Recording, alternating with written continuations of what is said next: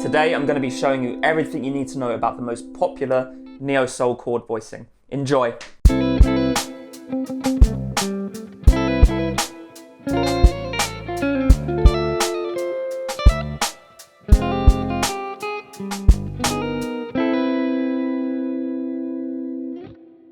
How's it going? I'm Dave and my channel is all about helping you create awesome neo-soul, R&B and other modern sounds on your guitar. If that sounds like your kind of thing and you're new here, make sure you hit that subscribe button and you click the notification bell so that you're notified every single time I release a new video. Now, before we get started, I just want to let you know about my book, Chord Charisma. I'm offering the first 2 chapters of that book for free. If you want to take your chord progressions to the next level, then definitely check this out. I'm going to show you how to write a basic chord progression, but then improve it with the use of extensions like 9ths, 11ths, and 13ths. So if that sounds like your kind of thing, head to the description, completely free for you. Now, let's get started with the lesson. Today I'm going to be talking about this awesome little chord voicing. Now, if you've been listening to neo-soul or playing neo-soul for any amount of time, you've probably played this chord or heard this chord somewhere. It's probably the most used voicing in neo-soul, and for good reason. It's very, very versatile. So let me just show you how to play the voicing if you don't already know, and then we'll jump into all the different uses that this chord can have. What I'm playing here is I'm barring the 5th fret of the top 3 strings, playing them and then hammering on the 7th fret of the high E string with my ring finger. So the first use of this voicing is as a major 7 chord. If we take a look at the notes within the chord, we've got this note here, which is a root note. I'm playing the 5th fret of the G string. That's the root note. Then the 5th fret of the B string is the 3rd, and the 7th fret of the high E string is the major 7th. So we get a major 7 shell voicing here. Okay, if you don't know what a shell voicing is, it's just the 7th chord that doesn't have the 5th included. We've omitted the 5th, okay? So we've just got the root, the 3rd, and the 7th. That's a shell voicing. So we've got a major 7 chord here, and the major 7 appears twice in a major key. So it appears as chord number 1 or chord number 4. So in the key of C, for example, we'll use the key of C for today. We can play a C major 7, or we could play an F major 7. So let's do that. So the C major 7 is 5-5-7. And then the F major 7 is 10-10-12. And you can alternate between these and it sounds pretty cool.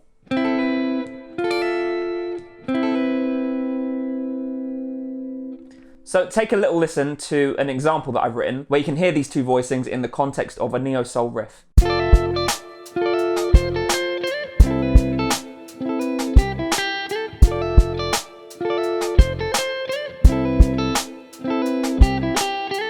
Now you can also use this little voicing as a minor 9 chord. Now this is a little bit more theory intensive, but it's not too difficult to grasp. If we play an A minor 9 chord, we've got the 5th fret of the low E string, 7th fret of the A string, 5th fret of the D, G, B strings, and then the 7th fret of the high E string. Basically the top 3 strings here are that voicing that we're talking about today. Now we're playing an A minor 9, and in relation to A, this C note at the 5th fret of the G string is the 3rd, the 5th fret of the B string is the 5th, and then the 7th fret of the high E string is the 9th. So we've got the 3rd, the 5th, and the 9th. So we do need an A to be played in the bass, whether that's a bass guitar or another guitar, or you playing it yourself.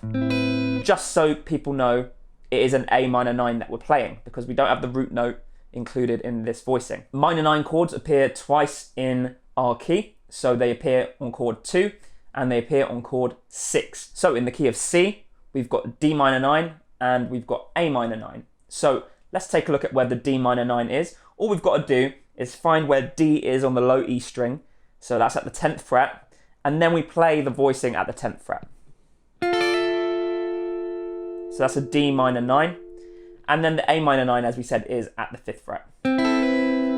These are being played in the exact same places as the 2 major 7 shapes. So this is why it's important to have the root note of our chord in the bass to tell us whether it's a major 7 or a minor 9 chord. So as you can hear, if we put the C in the bass, we get that C major 7 sound. If we put the A in the bass, we get that A minor 9 sound, okay? So it's really important, as I said a couple of times now, to make sure that bass note is present to let the listener know which chord exactly is being played. So let's take a listen to an example where I'm using this little voicing as a minor 9 chord.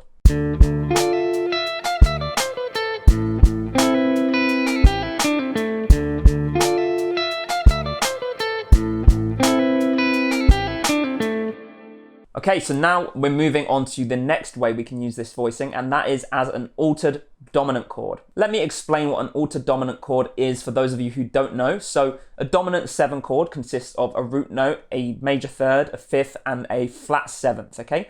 What we can do is we can change that fifth to a flat 5th or a sharp 5th, and we have an altered dominant chord. Alternatively, we could add a 9th to the dominant 7th chord, play that as a flat 9th or a sharp 9th, and we also get an altered dominant chord. Or we could even alter the 9th and the 5th together to get some more interesting sounds. This voicing works as a dominant 7 sharp 5 sharp 9 sort of sound. Let me explain how that works. So we'll be using a G7 sharp 5 sharp 9 chord here. This is what the original chord voicing looks like. Okay, so we're playing the 3rd fret of the low E string, the 3rd fret of the D string, and then we're playing our voicing from the 4th fret, 4, 4, 6, on the top 3 strings. Okay. Now this 4th fret in relation to G is the 3rd. 4th fret of the B string in relation to G is the sharp 5th, and then this 6th fret of the high E string in relation to G is the sharp 9. So we've got 3rd, sharp 5th, sharp 9th, over a G, okay? So where do we use altered dominant chords? We can use altered dominant chords as chord 5 in our key. In the key of C, of course, G is chord 5. We play the G7 sharp 5 sharp 9. And this 5 chord leads us really nicely back into C, so we could in fact use the C major 7 voicing, okay? So that sounds quite cool. You could also use this voicing as a secondary dominant. Now, a secondary dominant is where we have a chord in mind that we're going to. So let's say we're going to D minor 9. So this voicing here at the 10th fret, okay? What we do is we play a dominant 7 chord, a 5th above the root note. So a 5th above D would be A, and then we could play that as an altered dominant chord. So we can play this A altered dominant chord here, leading into the D minor 9. So if we extract that voicing out of the A altered chord, we're actually playing 6, 6, 8. And then we're playing 10, 10, 12 for our D minor 9. Okay?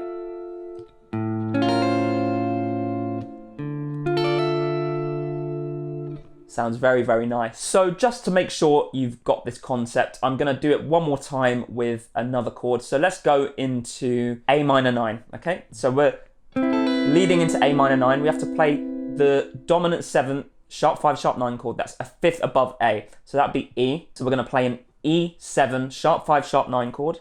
So we could play it up here. And then that would lead us nicely back into the A minor 9. Now to find the specific sharp 5 sharp 9 voicing, what you want to do is play the voicing a fret higher than what the root note would be on the low E string. So for example, if we wanted to play a G7 sharp 5 sharp 9 chord, we find G on the low E string, that's the 3rd fret, then we go upper fret and play our voicing from there. So we'd play our voicing from the 4th fret, okay? Even though the root note is on the 3rd fret.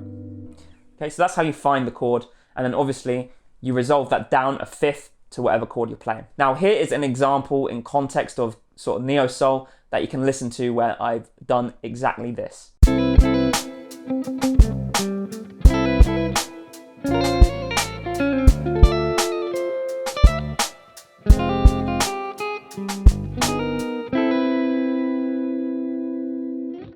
Okay, so those are some theoretical explanations of how you can use this chord. Now this chord is really fun to use because you can use it chromatically and you can kind of mess around with it outside of the realms of music theory. Now here's a few different movements that I like to make. I like to do a chromatic descending sort of thing. So we're just going down 1 fret at a time.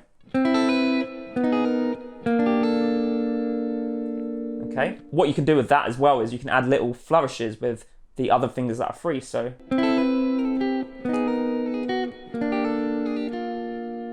okay, that sounds quite nice. You can also use the cycle of thirds. So the cycle of thirds, we're just moving up in thirds. We can move up in minor thirds, so that'd be 3 frets at a time, or we can move up in major thirds, that'd be 4 frets at a time. So if I start on the first fret, move up 3 frets, move up another 3 frets, move up another 3 frets, and then another 3 frets, and we're on the same chord that we started on, just an octave higher. And you could also use the major third, of course. So if we start on the first fret, move up to the 5th fret, move up to the 9th fret, and then we're up to the 13th fret, which is the same chord that we started on, just an octave higher. And you can add your flourishes to these chords as well. So and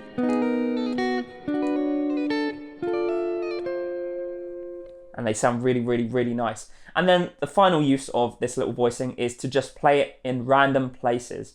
So this is one of those really interesting chords that just works no matter where you play it. So let me just improvise something on the spot. I'm just going to play it in completely random places, and you'll hear it just sounds really, really cool.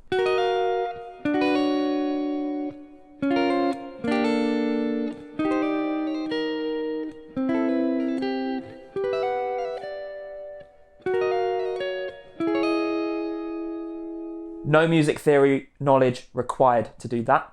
It's just messing around, mucking around, and it sounds amazing. So that's all I've got for you today on this voicing. I hope you enjoyed the video. If you did, make sure you click that like button and let me know what you thought in the comments. Subscribe to the channel if you haven't done so already. I don't know what you're doing if you haven't subscribed. I've got more videos like this coming. And also check out the first 2 chapters of my book if you want to really, really upgrade your chord progressions. It is going to be massively helpful for you, I'm sure of it. So check that out, completely free, and I'll see you in the next video. Have a great day.